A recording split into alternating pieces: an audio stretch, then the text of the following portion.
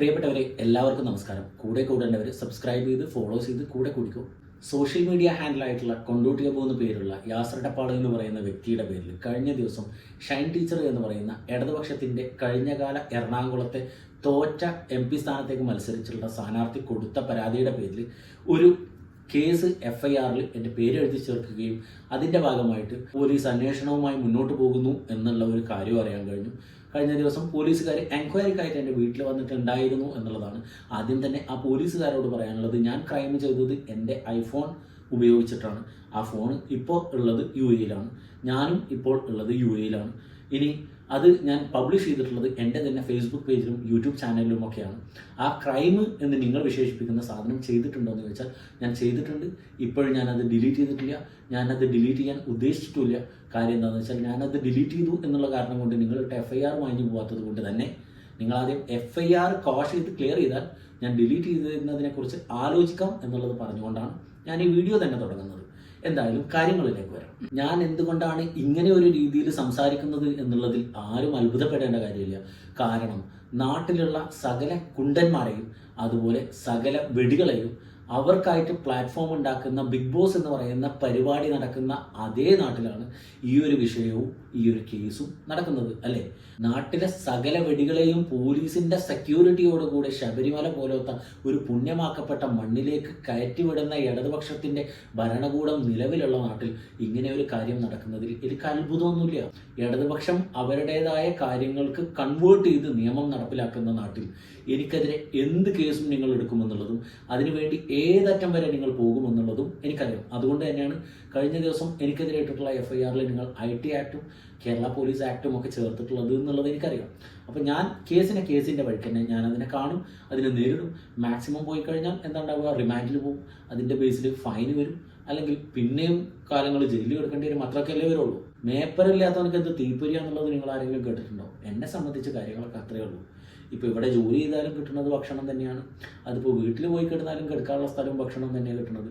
അതിപ്പോൾ ജയിലിൽ പോയി കിടന്നാലും അവിടെയും കിട്ടുന്നത് ഭക്ഷണം കിടക്കാനുള്ള സ്ഥലവും തന്നെയാണെന്നുള്ളത് നിങ്ങളതൊന്ന് ഓർമ്മപ്പെടുത്താണ്. ഒറ്റ വാക്കിൽ പറയാം, കടൽ നീന്തി കിടന്നവനെ തോട്ടിലെ ഒഴുക്കിനെ കാണിച്ച് പേടിപ്പിക്കരുത് എന്നുള്ളതാണ് ഇപ്പോൾ നിങ്ങളുടെ അടുത്ത് ഒരു സൂചനയായിട്ട് പറയാനുള്ളത്. തോളിൽ നക്ഷത്രം വെച്ചിട്ടുള്ള എൻ്റെ കേസിന് വേണ്ടിയിട്ട് ഇത്രമാത്രം ആത്മാർത്ഥമായി ശ്രമിക്കുന്ന ഏതെങ്കിലും ഒരു പോലീസുകാരന് ആത്മാഭിമാനം എന്ന് പറയുന്നതുണ്ടെങ്കിൽ കേരളത്തിലുള്ള ഇതുപോലെ വേട്ടയാടപ്പെടുന്ന ഓരോ സ്ത്രീകൾക്കും വേണ്ടിയിട്ട് ഒരു ചെറുവിരലെങ്കിലും അനക്കണം എന്നുള്ളത് പറഞ്ഞുകൊണ്ട് തന്നെ പറയട്ടെ.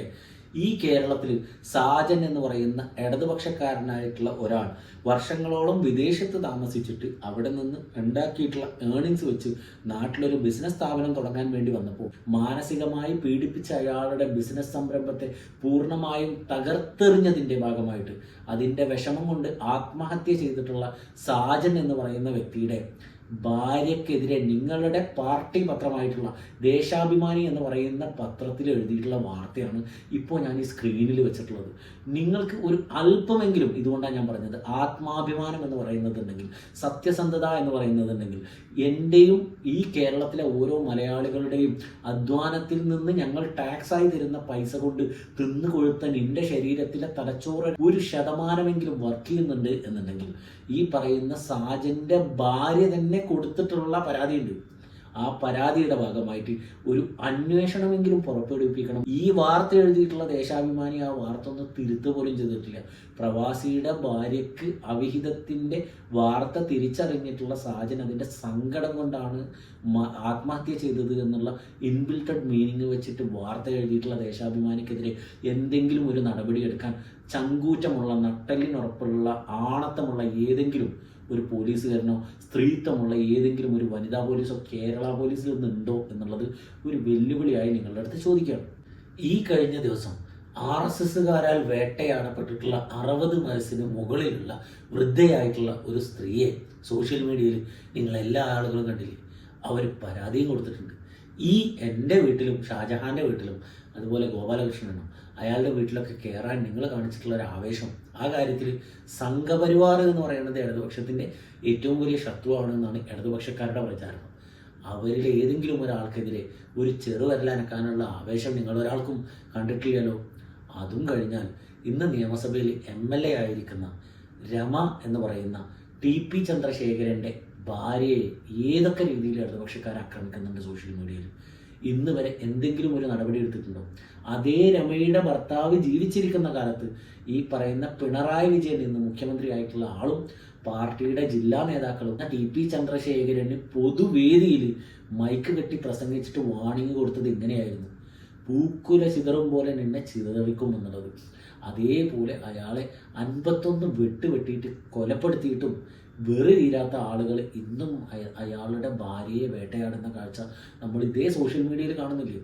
അവരോട് കാണിക്കാത്ത ഒരു നീതി നിങ്ങൾ ഷൈൻ ടീച്ചറോട് കാണിക്കുന്നുണ്ടെങ്കിൽ അത് വല്ലാത്തൊരു നീതി തന്നെയാണ്.